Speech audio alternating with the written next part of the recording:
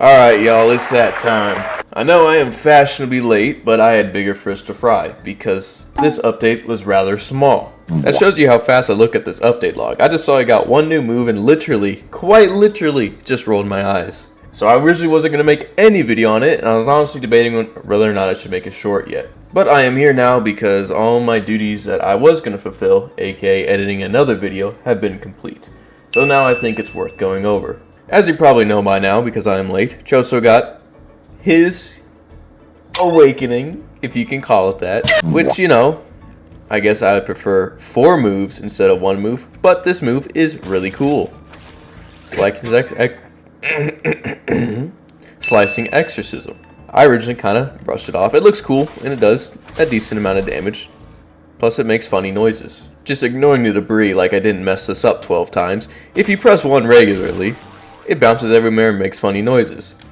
But with blood orbs, if you press 1 and R, all of a sudden, you get some fucking awesome death beam.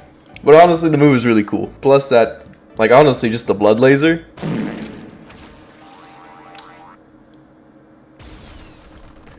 Yeah, that's sick as hell.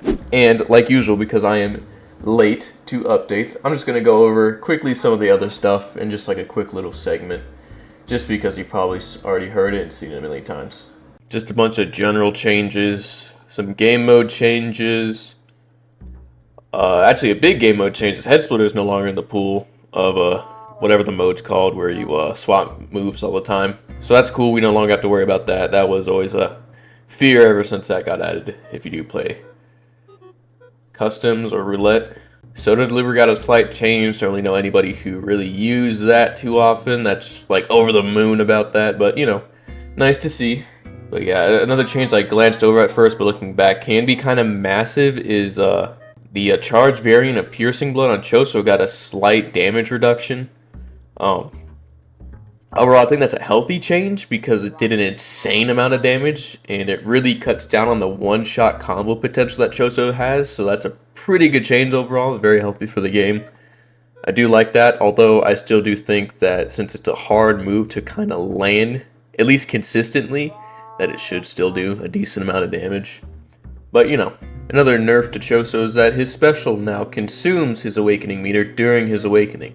I didn't even know that didn't really reduce it during his awakening, but I mean, you probably could have rolled that out, honestly, when his full awakening came out. I don't know, I really think that was kind of unnecessary given the state that the character's in as of recording this on December 1st. So, and then yeah, there's a bunch of small little tad changes that probably doesn't affect the wider player base all that much. Mahoraga also got a buff. You can now adapt to his infinity. But you already have to be in the adaptation mode, which that mode is kind of cheats. So it is very situational at best, and downright kind of just irrelevant, usually. But it's kind of cool.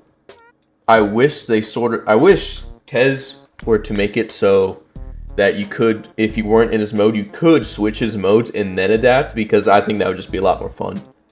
Honestly, instead of having to be like, oh, there's Gojo in his awakening. Okay, I need to switch to adaptation now. I mean, like, that could be his logic thinking behind it. And if that is his logic, that's cool. But I feel like it just would have been cooler to, you know, have it the other way around where you can adapt actively in his domain.